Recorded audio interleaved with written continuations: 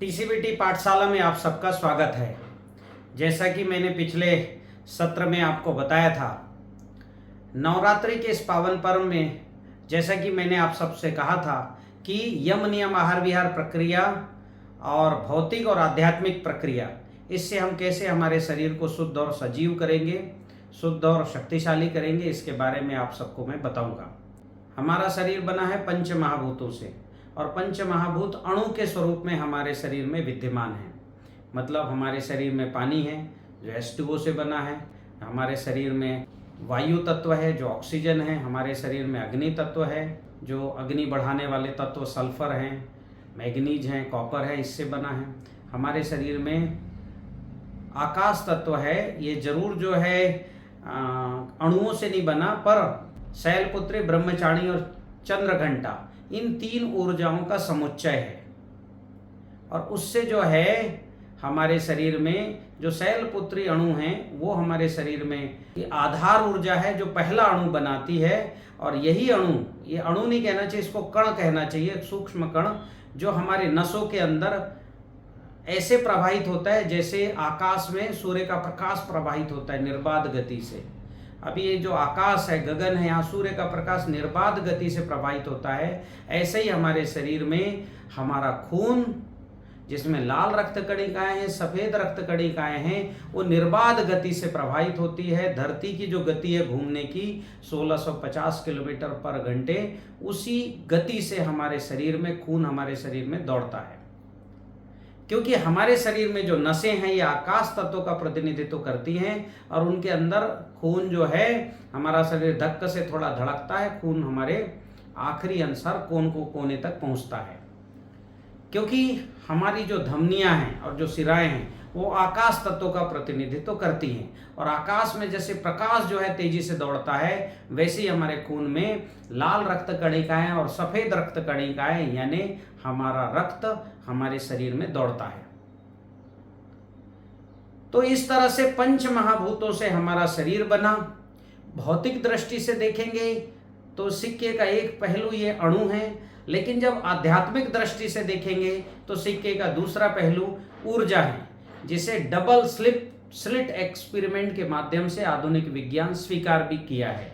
Quantum physics का ये पहला चैप्टर ही है, डबल स्लिट एक्सपेरिमेंट। चाहो तो आप यूट्यूब में जाके देख लें, इस पे सैकड़ों लोगों के रिसर्च पेपर आ गए हैं, बहुत से यूट्यूबर इस पे बहुत अच्छा बता भी रहे हैं। तो हमको हमारे शरीर में के निर्माण के लिए अणु और हमारे शरीर में ऊर्जा मतलब मैं बोल रहा हूँ ऊर्जा खर्च हो रहा है, आप सुन रहे हैं ऊर्जा खर्च हो रहा है, मैं सोच रहा हूँ इसमें भी ऊर्जा खर्च हो रहा है। हम सुबह से जो काम करते, दौड़ते, भागते, इसमें भी ऊर्जा ही खर्च होता है। तो हमारे शरीर को रोज ऊर्जा चाहिए। तो शरीर यानी बिजली का तार और ऊर्जा मतलब उसके अंदर बिजली। अगर हमारे शरीर का जो है हमारे बिजली का तार अगर टूटेगा फूटेगा तो शरीर में ऊर्जा की प्रभावित होगी, और अगर पूरा टूट जाएगा तो बिल्कुल प्रभावित हो जाएगी, अवरुद्धि हो जाएगी। तो शरीर भी अच्छा होना चाहिए और शरीर के अंदर जो बिजली है यानी जो ऊर्जा है, जो तरंग है, ये भी बराबर प्रभावित होनी चाहिए। तो आज मैं आपको नवरात्रि में हमारा शरीर कैसे बनेगा और नवरात्रि में हमें ये जो 7 ऊर्जाएं हैं जो हमारे शरीर को बनाती और सुरक्षित रखती हैं, ये कैसे हमारे शरीर में आएंगे, इस पर जो है विस्तार से बात करने वाला हूं।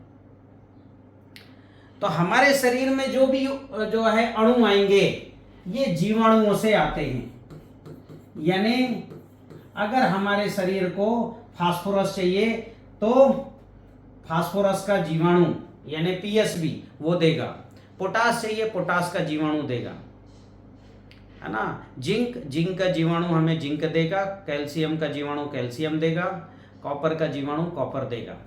तो हमारे भोजन में सभी तरह के अणु हों जो हमको ये सब प्रदान कर सकें। अब जैसे बेल का फल है या अमरूद का फल है, इनमें क्या आयरन होता है बिल्कुल। जिंक, आयरन, मैग्नीज, कॉपर, ये सब धातुएं होती है, बस हमें दिखाई नहीं देती। लेकिन जैसे ही हम खाते हैं, जो पहला हमने फल का पहला कौर लिया और अगर हमारे जीभ को आनंद आ गया तो समझ जाना वो सल्फर है, क्योंकि हमारा जीभ सबसे पहले सल्फर धातु को पहचानता है, क्योंकि वो तिक्त होता है, उसमें एक तीखापन होता है। तो उसको जल्दी पहचानता है। तो हमारे जो है फल में, जिस फल में सल्फर है, यदि वो फल पक जाए तो सल्फर का जीवाणु भी उसमें है, ये मानिए, क्योंकि पके हुए फल में अणु और जीवाणु दोनों होते हैं, और जितना ज़्यादा जीवाणु होंगे उस फल को खाने का उतना आनंद आएगा। आम जितना बढ़िया पका होगा हमें खाने में उतना आनंद। कटहल जो है बहुत पक जाए तो हम कच्चे खा लेते, कितना आनंद आता है, बहुत अच्छा लगता है पका कटहल। ऐसी पका चीकू हो, है ना, अमरूद हो, केला, जामुन, संतरा, जो भी हो, जो बहुत पकेंगे मतलब उसमें जीवाणु आ चुके हैं और वो जीवाणु उन रसायनों को बदल चुके हैं, किसमें, अणुओं के रूप में। यदि आपके पास पके फल ना हो तो पके फलों का जैव रसायन बना लीजिए। अभी आपके पास समय नहीं है तो जो बना चुके हैं वहां से बुलवा लीजिए, क्योंकि आंवला हम खा रहे हैं तो उसमें अणु जीवाणु दोनों होने चाहिए। तो अगर हमने 10 लीटर पानी में 3 किलो आंवला, 1 किलो गुड़ या उसके जगह शहद डालते हैं तो ये बहुत अच्छा जैव रसायन बनकर तैयार हो जाएगा 90 दिनों में। तो हमें आंवला अगर नहीं मिल रहा है खाने तो आंवले का जैव रसायन 10 ml पी लें, तो जीवाणु युक्त अणु हमको प्राप्त हो जाएंगे। जो पेट में हमारा काम हो रहा है वो हमने बाहर बना लिया और फिर हम सीधे ले रहे हैं। तो ये हमको जैव रसायन खाली पेट लेना है। जब भी फल खाने की इच्छा होती है उस समय जैव रसायन पियो, फिर फल खाओ। या फलों को जो है अच्छे से काट लो और धुल लो और जैव रसायन में बढ़िया उनको जो है उनके ऊपर थोड़ा डाल करके उसके साथ भी खा सकते हैं, और उससे स्वाद में हो सकता है थोड़ा अंतर हो जाए। तो आप पहले जैव रसायन पी लो 10 ml, फिर फल खाइए, तो जो जीवो जीवस्य जीवनम की कल्पना पूरी हो जाएगी। मेरी बात समझ रहे हैं? हमें यम प्रक्रिया, इसके लिए हमको समझना पड़ेगा कि भाई यम प्रक्रिया क्या है। इस प्रकृति में प्राकृतिक तौर पर जो भी जीव जीवन जी रहा है वो जीवाणुओं को खाने के लिए उस चीज को खाता है।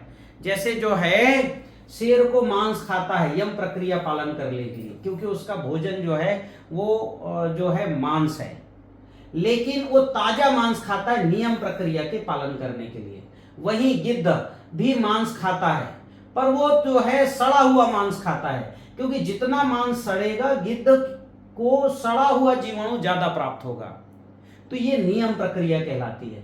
गिद्ध और जो है शेर दोनों का जो यम है मांस है, लेकिन नियम बदल गया दोनों को, शेर को ताजा, गिद्ध को बासा या सड़ा हुआ। तो इससे जो है उनको पहली ऊर्जा शैलपुत्री ये प्राप्त हो जाती है, और दूसरी ऊर्जा ब्रह्मचारी ये भी प्राप्त हो जाती है। और पहली ऊर्जा इनके शरीर में भूमि तत्व को और दूसरी ऊर्जा इनके शरीर में गगन तत्व को स्थापित कर देती है। तो अब जो है अगर जो गिद्ध जितना सड़ा हुआ मांस खाएगा उसकी प्रजनन क्षमता उतनी बढ़ेगी, और शेर जितना ताजा मांस खाएगा उसकी प्रजनन क्षमता उतनी अच्छी होगी। ये यदि शेर को सड़ा मांस खिलाने लग जाएंगे तो शेर बीमार हो जाएगा, उसकी प्रजनन क्षमता भी समाप्त हो जाएगी।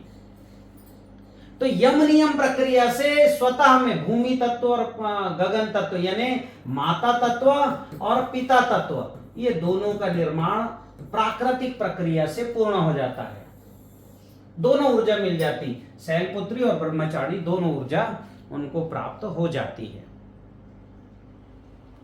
वैसे ही जो है आहार प्रक्रिया यानी क्या?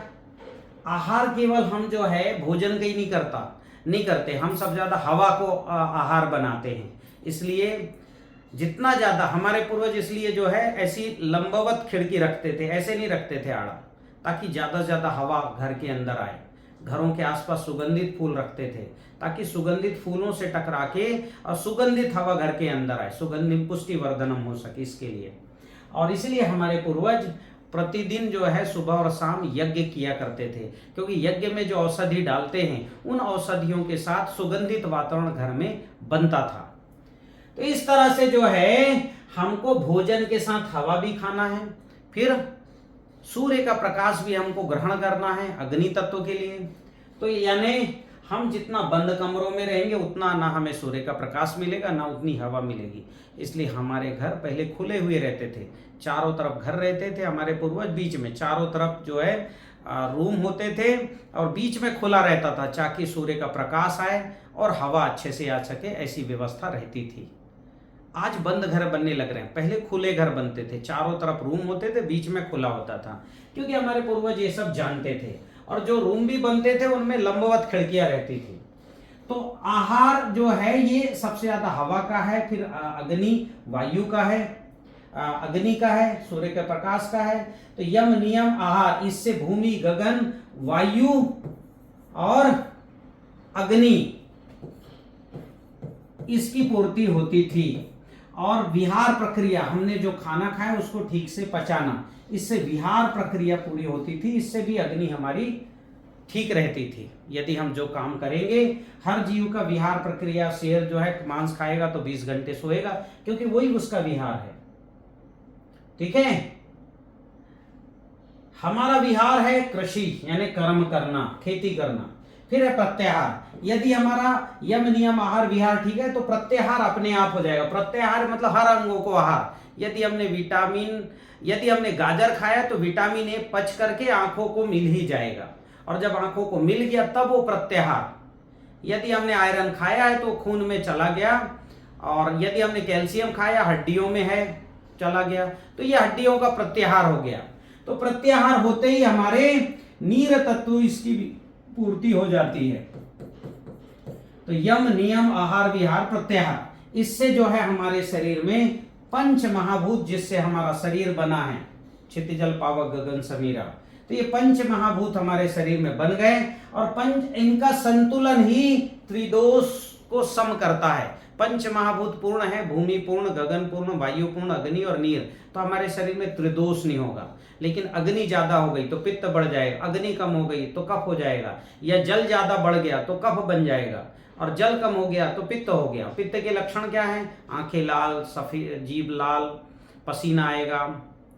और कफ हो गया तो आंखें सफेद, जीभ सफेद, और जो है बहुत ज्यादा सोने की इच्छा होगी, है ना, मतलब सो जाएंगे। तो इस तरह से जो है पंच महाभूत पूर्ण हो और संतुलित हो जाए तो हमारा जीवन स्वस्थ हो जाता है। फिर है ध्यान, मन को स्थिर करना, फिर है बुद्धि को स्थिर करना। तो ये मन और बुद्धि दोनों का स्थिर होना, स्थित प्रज्ञ इसको बोलते हैं, ये आवश्यक है। तो इससे हमारा शरीर, फिर शरीर अच्छा बना, फिर मन और बुद्धि भी अच्छी हो गई, तो हमारा शरीर स्वस्थ हो गया। और स्वस्थ मन में स्वस्थ जो है फिर अच्छे कार्य होते, स्वस्थ शरीर में स्वस्थ मन हो गया, फिर हम काम को भी अच्छे से कर सकते हैं। जो विद्यार्थी है वो अच्छे से पढ़ाई कर सकता है, जो इंजीनियर है वो अच्छे से मकान बनाने में अपनी बुद्धि लगा सकता है।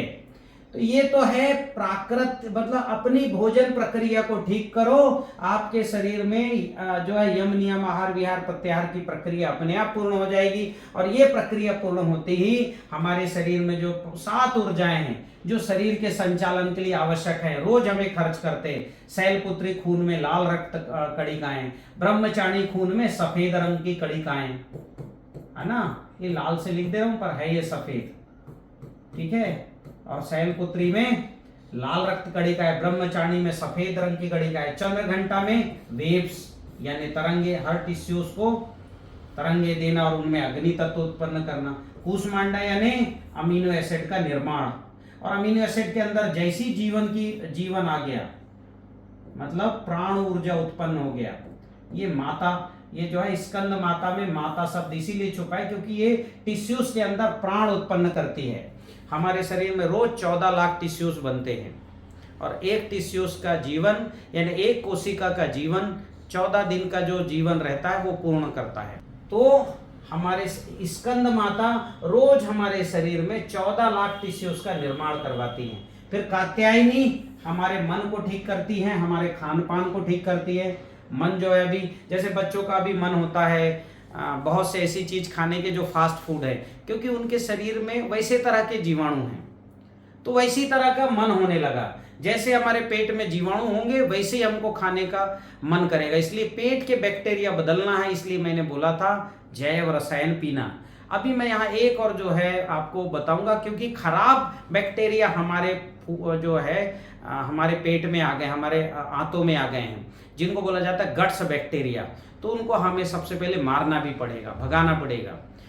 बच्चों के हाथों में तो केवल बैक्टीरिया नहीं, बड़े बड़े ऐसे कृमि हो जाते, पडार जिनको बोलते हैं।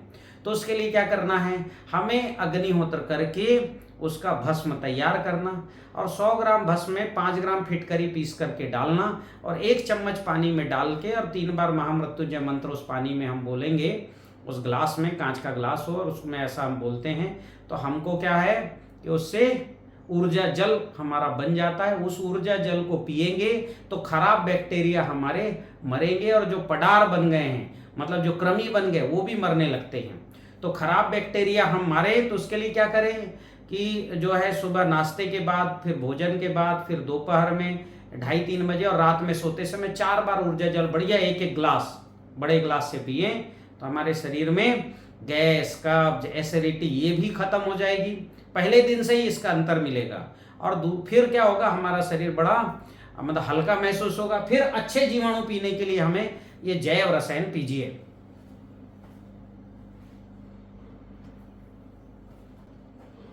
और जैव रसायन हम पिएंगे तो जो प्रक्रिया है कि हमें जो है मनुष्य को फल खाना चाहिए। मनुष्य का यम यानी फल खाना, नियम यानी पके फल खाना, यानी जीवाणु युक्त फल खाना। तो हम जैव रसायन पी के फल और पके फल, इसकी प्रक्रिया हम पूर्ण कर लेंगे। अभी आप जैव रसायन नहीं बनाए हो तो आप सोल से ये जैव रसायन बुला सकते हैं। जीवन ऊर्जा के नाम से सोल में ये उत्पाद उपलब्ध है, वहां से आप बुला लीजिए और पीजिए।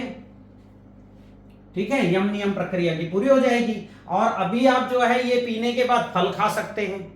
ठीक है, और फलों खाने के, अगर फल खा रहे हैं तो फल खाने के आधे 1 घंटे बाद फिर ऊर्जा जल पी लीजिए, या सुबह उठते ही सबसे पहले ऊर्जा जल पी लीजिए हाथ मुंह धुलने के बाद, तो वो और अच्छा है।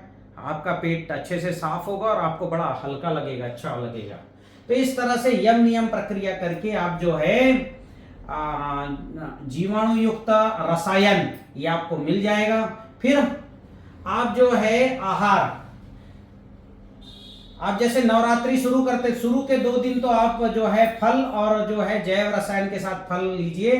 तीसरे दिन आपको क्या करना है, ये भी बंद कर देना, केवल तुलसी का काढ़ा लेना है। 5 पत्ती को अच्छा उबालिए और 1 कप काढ़ा बन जाए तो उसको गर्मा गर्म पीजिए। ठीक है, और पीने के बाद ये प्रक्रिया जो है आप नवरात्रा के 5-6 दिन पहले, यानी आज मैं आपको ये वीडियो डाल रहा हूं, आप कल से शुरू कर दीजिए। तो 5-6 दिन का आपका ये जो है पेट साफ करने की प्रक्रिया जरा अच्छे से हो जाए। ठीक है, जितना ज्यादा आपका पेट साफ रहेगा और जीवाणु युक्त हो जाएगा, तीसरे दिन आपको बहुत अच्छा लगेगा। तो तीसरे दिन आपको क्या करना है, केवल तुलसी का काढ़ा पीना है, पानी भी बंद कर देंगे। अब आप पानी भी नहीं पिएंगे। ठीक है, और फल भी खाना बंद कर दीजिए। जैव रसायन जरूर लीजिए, 10-10 ml ले सकते हैं। ठीक है, अब क्या करना है आपको, जब आप ऐसा करेंगे तो आपका जो है एकदम से, और मैं अभी आपको बता दूंगा कैसे कैसे ध्यान करना, क्रम से अगला ध्यान वाला चैप्टर में बता दूंगा कि कैसे आप अपने चक्रों का ध्यान करके, और जो ऊर्जाएं आपको चाहिए, जो ये ऊर्जा हैं, इनको चक्रों के ध्यान से कैसे प्राप्त कर सकते हैं, अग्निहोत्र की ऊर्जा से भी कैसे प्राप्त कर सकते हैं, अगले मैं चैप्टर में आपको बताऊंगा। तो आप घबराने की जरूरत नहीं कि मैं भोजन नहीं करूंगा तो क्या होगा। आप ध्यान के द्वारा भोजन ले सकते हैं, अग्निहोत्र के द्वारा भोजन ले सकते हैं। ठीक है, वो मैं प्रक्रिया आगे आपको बताऊंगा। फिर है ध्यान करना, यानी उस दिन ओम का उच्चारण करना, फिर धारणा, ओम नमः शिवाय, ये मैं आगे चल के आपको बताता हूँ। ये जो 7 ऊर्जाएं हैं, ये ऊर्जाएं भौतिक यानी प्राकृतिक भोजन प्रक्रिया से भी हमें मिल जाएगी। फिर यम नियम आहार विहार प्रक्रिया जिसको बोलते हैं, फिर ऊर्जा बीज मंत्रों के साथ ऊर्जा चक्रों के स्मरण करने से भी मिलेंगी, और अग्निहोत्र से। तो मैं आगे आपको बताता हूं। ये 7 दिन का मैंने क्रम आपको बता दिया है ना। आज से ही आप शुरू करो, आपका शरीर साफ रहेगा, पेट साफ रहेगा तो शरीर साफ होगा। नवरात्रि में आपको अगले 9 दिन बाद आप निकलेंगे तो बहुत अच्छा आपको लगेगा कि मैं स्वस्थ हो गया। आपका वजन भी हो सकता है घट जाए, तो वो घट रहा है उसकी चिंता नहीं करिए, वो आपका एक्स्ट्रा वजन है। ठीक है, जो आपके शरीर में भार बढ़ा रहा है। अब आपको जो है बीज मंत्रों के उच्चारण करके कैसे ऊर्जा प्राप्त करना पूरे 9 दिन, उसका मैं आपको बताने जा रहा हूं। तो सबसे पहले समझिए हमारे शरीर में चक्र होते हैं। ये कहाँ होते हैं? रीढ़ की हड्डी में होते हैं। यहाँ जो है मेरी रीढ़ की, यहाँ से जो है यहाँ रीढ़ की हड्डी है ना, और मूलाधार, हम जो ये कमर है जहाँ बैठते हैं, सबसे नीचे मूलाधार चक्र होता है।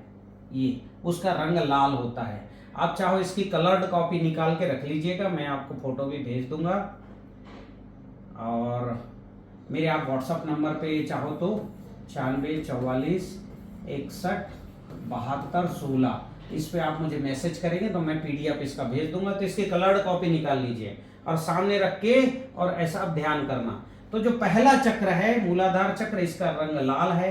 दूसरा जो चक्र है स्वादिष्ठान, जो मूलाधार से जस्ट ऊपर यानी जननांगों के पीछे, यहाँ नारंगी रंग का जो है एक चक्र रीढ़ की हड्डी में तेजी से आप घुमाएंगे, अभी बताऊंगा प्रक्रिया। फिर उसके ऊपर पीला रंग का चक्र है मणिपुर चक्र। फिर अनाहत चक्र हृदय के पीछे, ये जो हरा रंग है। फिर विशुद्धि चक्र, ये शरीर को शुद्ध करता है, ये जस्ट गले के पीछे, यहाँ से पीछे यहाँ स्थित है। फिर आज्ञा चक्र, ये जो है दोनों आंखों के जो हम ये जहाँ जो तिलक लगाते ना, इसके पीछे, ये यहाँ पर, यहाँ इसके आगे ये रीढ़ की हड्डी आ रही ना, तो ये जहाँ पर है वहां पर ये चक्र है। फिर उसके बाद जो है आज्ञा चक्र जामुनी रंग का, ये हमारे आंखों के पीछे स्थित आज्ञा चक्र, हाँ ये जो है छठा चक्र। और सातवां चक्र हमारे मस्तिष्क के ऊपरी भाग में जो 1000 पंखुड़ियां हैं, रंग इसका बैगनी। तो इस तरह से ये चक्रों का आप ध्यान करेंगे और ये ध्यान करने से आपको ये ऊर्जाएं, पहला चक्र का आप ध्यान करेंगे, लम बोलेंगे। अब कैसे बोलेंगे? तो सबसे पहले ये हाथ ऐसे मत रखना है ना, आप हाथ को ऐसे रखना, ऐसे, ये जो है ये वाला जो है, और इससे इसको दोनों को, ये देखो ये टच हो गया, और ये नाभि के सामने रखना, इससे रीढ़ की हड्डी स्वतः आपकी सीधी हो जाएगी। और लम ऐसे जोर से आप बोलना, ये लम शब्द। और जब बोलेंगे तो क्या करना, लाल रंग की हमारा जो है चक्र जो सबसे निचले भाग में घूम रहा है, और इससे लाल रक्त कणिकाएं निकल रही हैं, ऐसे इस चक्र से लाल रक्त कणिकाएं निकल रही हैं। और ये कणिकाएं क्या है कि आपके खून की लालिमा बढ़ा रही है ना, लाल रक्त कणिकाएं निकलेंगी तो लालिमा बढ़ेगी, लालिमा बढ़ा रही है। और इससे जो है ये जो है शैलपुत्री, आपके खून में ये लाल रक्त कणिकाएं नहीं, इनको शैलपुत्री मानिए आप। जैसे लम बोलेंगे इससे निकल रही हैं और पूरे शरीर में जा रही हैं खून के साथ मिलके, ठीक है, ऐसा आप जो है ध्यान करेंगे। फिर दूसरा स्वादिष्टान चक्र, वम इसका जो है वम है, तो इसका वम ऐसा बोलेंगे। और नारंगी रंग उसके ऊपर जननांगों के पीछे रीढ़ की हड्डी में ये नारंगी रंग का चक्र घूम रहा है तेजी से, और इसके घूमने से सफेद रक्त कणिकाएं निकल रही हैं। कौन सी? सफेद। ये लिख दे रहा हूं मैं लाल में, पर आप ये इसको सफेद रखना। ये सफेद रक्त कणिकाएं निकल रही हैं, और ये कणिकाएं लाल रक्त के कणिकाएं के साथ मिल करके और ये खून में पूरे शरीर में फैल रही हैं। तो ये जो सफेद रक्त कणिकाएं हैं, ये ब्रह्मचारिणी मान लो आप। क्या मानोगे जी इसको? ब्रह्मचारिणी। लो इसको सफेद ही कर देता हूं मैं।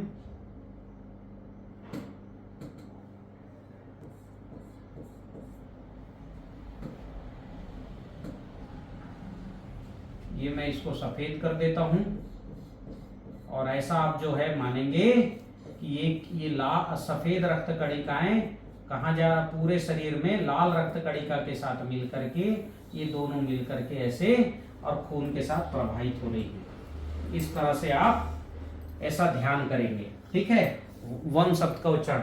फिर तीसरा है मणिपुर चक्र, नाभि के पीछे स्थित है। हमारी नाभि जो है ना, ये पावर हाउस है ऊर्जा की। नाभि में सभी तरह के चक्र ऐसे विद्यमान, मतलब सभी जो भी हम भोजन करते हैं वो नाभि में सब आती हैं। 7 ऊर्जाएं नाभि में रहती हैं, और नाभि के चक्र को हमने जागृत कर लिया तो हम जो है कोई भी अंग हमारा कट जाए तो नया आ सकता है। ऐसे भौतिक स्वरूप में राजा विक्रमादित्य को आता था। ये तीसरी सिद्धि है, जिसको प्राप्त हो जाए तो ऐसा कर सकता था। आप छिपकली में देखिए, उसकी पूंछ कट जाती फिर आ जाती है। नाभि चक्र ये अगर एक्टिवेट हो गया, तीसरा चक्र, तो ये सिद्धि हमें मिल जाती है। अब आपको सिद्धि ना मिले लेकिन शरीर तो स्वस्थ हो जाए, ये तो हम कर ही सकते हैं। तो आप क्या करिए कि ऐसे जो है ना, ऐसे ऐसी तरंगे निकल रही हैं, ऐसा ध्यान करेंगे इसका कि भाई हम रम शब्द का उच्चारण करेंगे और ऐसे वेव्स निकल रहे हैं। ठीक है, अभी तीसरी ऊर्जा का वेव्स मैं दिखा दूंगा, समझ जाना। ऐसे ऐसे वेव्स निकल रहे हैं और पूरे शरीर में फैल रहे हैं, और ये वेव्स जो हैं हमारे जो है खून में हलचल, मतलब वायु तत्व की पूर्ति कर रहे हैं, ऐसा हम ध्यान करेंगे। और प्राण वायु, वायु में भी ऑक्सीजन, ये हमारे शरीर में तीसरी ऊर्जा भेज रहा है। कौन सी ऊर्जा? चंद्र घंटा। चंद्र मतलब हो गया ऐसा जो है, चंद्र मतलब ये हमारे शरीर में इस तरह की स्पंदन दे रहा है, वायु तत्व की पूर्ति कर रही है। फिर चौथी ऊर्जा है जो है चौथा चक्र, अनाहत चक्र।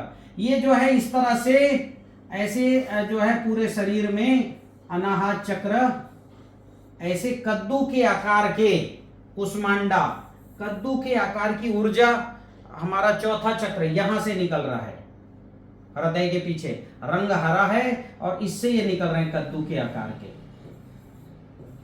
ठीक है, ऐसा जो है ऊर्जा निकल रही है, ऐसा ध्यान करना। और पूरे शरीर में फैल करके, और अमीनो एसिड, ये कद्दू का आकार जो है ना, ये अमीनो एसिड ही खून में अमीनो एसिड का निर्माण करती है, कुष्मांडा ऊर्जा।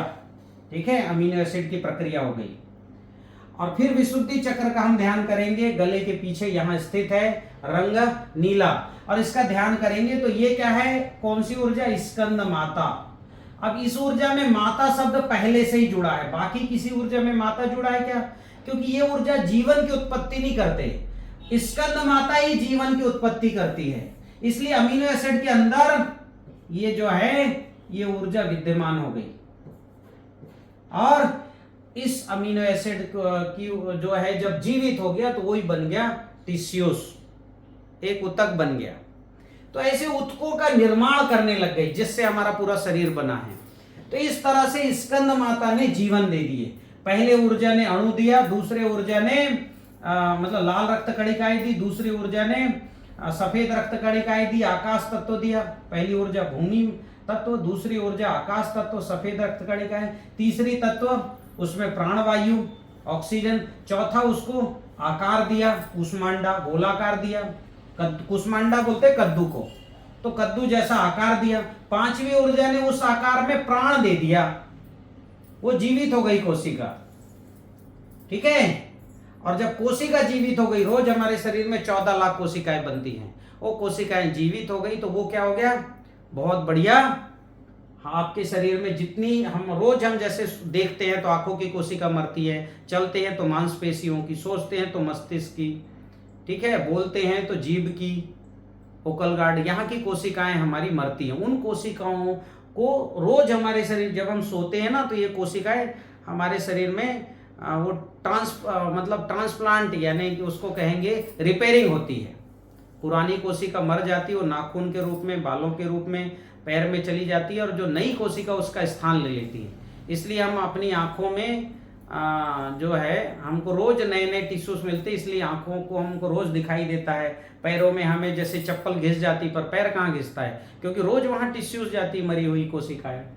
तो इस तरह से जो है रोज कोशिका मरती है, रोज कोशिकाओं को जीवन मिलता है। तो ये स्कंद माता जो है पांचवी ऊर्जा ने जीवन दी। और पांचवी ऊर्जा ने एक और काम की, भगवान शिव ने जैसे विष को कहाँ धारण किया था? कंठ में, यहाँ पर। तो वैसे ये जो पांचवी ऊर्जा है, ये नकारात्मक जो निगेटिव एनर्जी है या जो जहर है, उसको शरीर से बाहर भी करती है। तो शरीर निरोगी भी हो गया। अब शरीर निरोगी हो गया और शरीर में नए जीवन भी आ गया, तो हमारा पंच महाभूत पूर्ण हो गया, भूमि, गगन, वायु, अग्नि और नीर, है ना। तो हमारा शरीर शुद्ध हो गया। अब मन को ठीक करना है, तो मन को ठीक करने के लिए आज्ञा चक्र, इसका बीज मंत्र है ओम, है ना। ये तीसरा और चौथा मंत्र आपको बताया नहीं, यम और हम, इसका यम है, इसका हम है।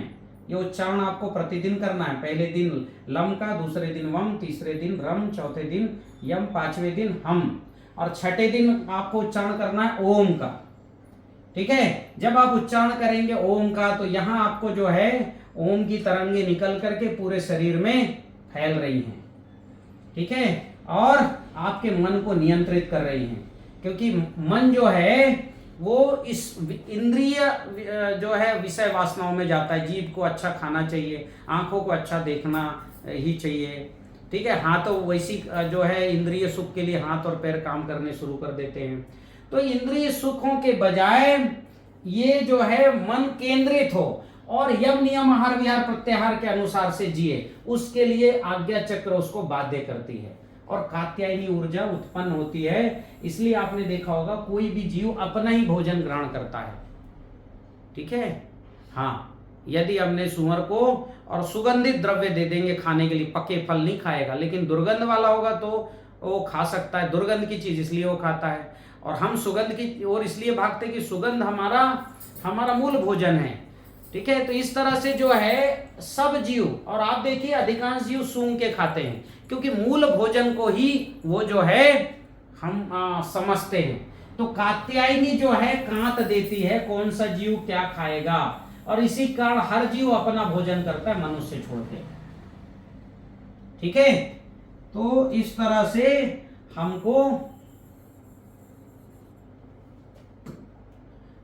से हमको ये जो है ओम से हमको कात्यायनी ऊर्जा प्राप्त हुई। फिर ओम नमः शिवाय, ये जो है सहस्त्रार चक्र का बीज मंत्र है, इसको हम बोलेंगे और इसमें ध्यान का करेंगे। यहाँ पर जो है महाकाली और यहाँ महाकाल ये विद्यमान है, ठीक है। और एक गणेश जी, ये मैं लिख दिया लाल से, लेकिन ये तीनों काले रंग के हैं। महाकाली यानी काली ऊर्जा, महाकाल और गणेश विद्यमान है ना। और इसकी सहस्त्रार पंखुड़ियां हैं चारों तरफ। तो ये जब हम ओम नमः शिवाय का हम जब करेंगे तो ये पंखुड़ी घूम रही है और यहां से जो है छोटे छोटे न्यूरॉन्स काले रंग के अंदर की ओर आ रहे हैं। और ये छोटे छोटे न्यूरॉन्स जिन्हें हमारे ऋषियों ने चूहा शब्द का वर्णन किया है, जो अंदर ही अंदर आके यहाँ गणेश जी के पास ये न्यूरॉन्स हैं काले रंग के। तो इस तरह से हम जो है कि बीज मंत्रों से लम वम रम यम हम ओम ओम नमः शिवाय ऐसा करके, और हम ये सभी जो है सातों ऊर्जाएं प्राप्त कर लेंगी। 7 ऊर्जाओं से ही हमारा ये शरीर बना और सुरक्षित हुआ है। 8वीं ऊर्जा बीज है। तो जो है पहले दिन आप यम नियम का पालन करेंगे और लम वम का उच्चारण करेंगे तो 2 तत्व आपके शरीर में आ गए, 2 ऊर्जा और 2 महाभूत आपके शरीर में आ गए। फिर उसके बाद जो है फिर गगन वायु अग्नि नीर ये सब आ गए। ये तत्व हमारे शरीर में, ये महाभूत भी हमारे शरीर में स्थिर हो गए, इससे हमारा शरीर जो है स्वस्थ हो गया और ये ऊर्जाएं आ गई तो हमारे शरीर को ताकत भी मिल गई। 7वें दिन आप देखेंगे कि आपके शरीर में बहुत हल्का महसूस होगा और आपकी आभा बढ़ जाएगी चेहरे की। और जो आभा है वो आभा जो है वो 8वीं ऊर्जा बीज है। शुक्र आपके शरीर में इतना हो जाएगा शरीर के बाहर भी दिखने लगेगा। जैसे देवताओं के पीछे आपने देखा होगा ना, सफेद चक्र ऐसा घूमता रहता है, वो जो है उनकी आभा है। वो शुक्र जो है शरीर, अभी शरीर के अंदर है शुक्र और शुक्राणु बदल जाता है, वो नाभि से ऊपर जाके शुक्र जब ऊपर जाएगा तो आपके चेहरे के चारों तरफ घूमने लगेगा। वो आप तो नहीं देख सकते लेकिन किर्लोस्कर फोटोग्राफी में दिखने लगता है। जो बीमार होता है उसके शरीर के चारों तरफ काले रंग का जो है चित्र दिखाता है किर्लोस्कर फोटोग्राफी।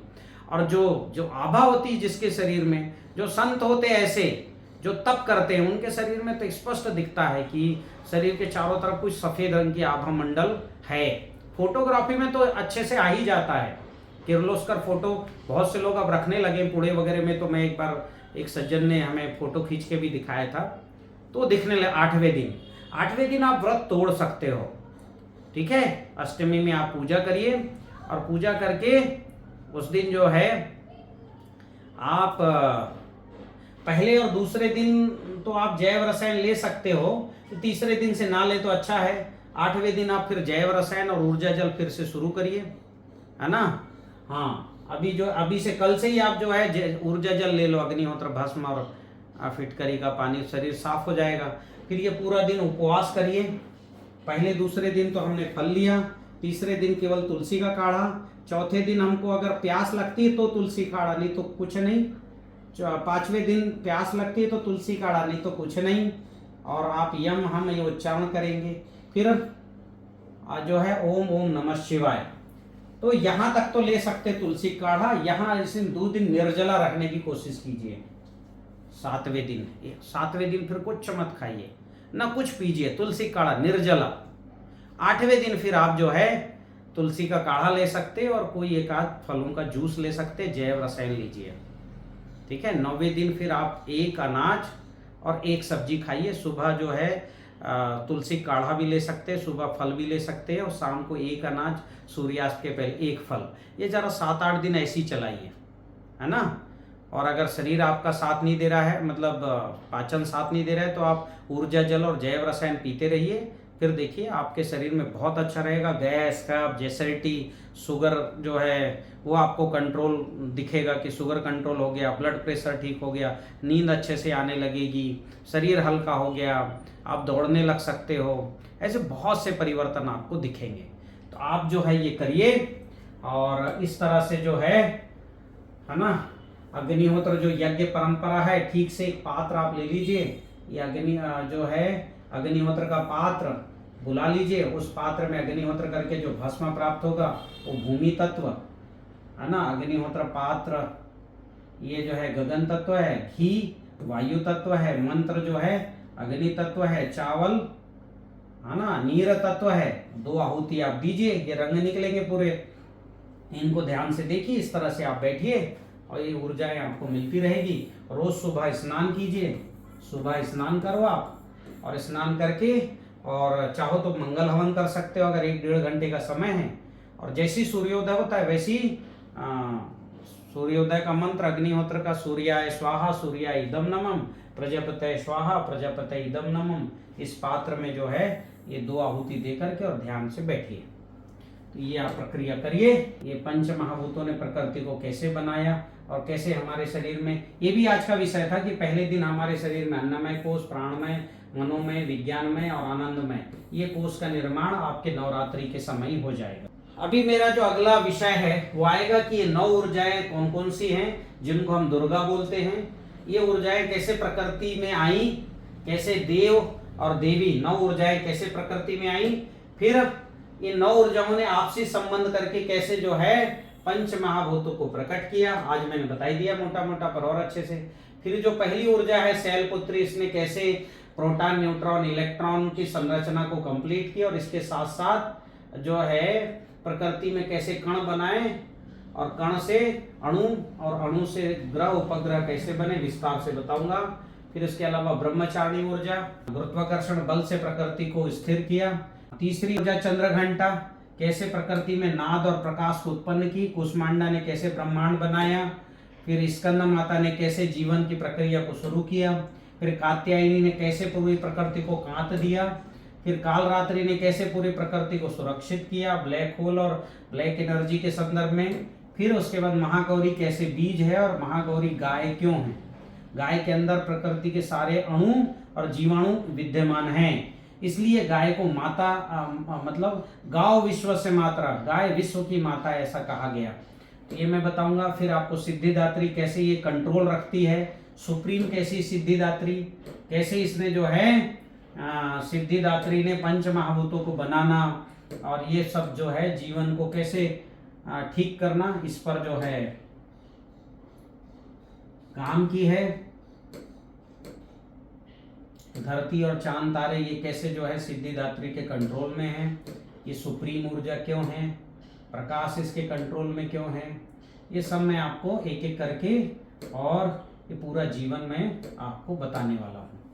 तो आप जरूर जो है मेरे चैनल को सब्सक्राइब करें और अपने मित्रों रिश्तेदारों को भेजें ताकि वो भी स्वस्थ हों और हमारा देश फिर से जो है समृद्ध रहे।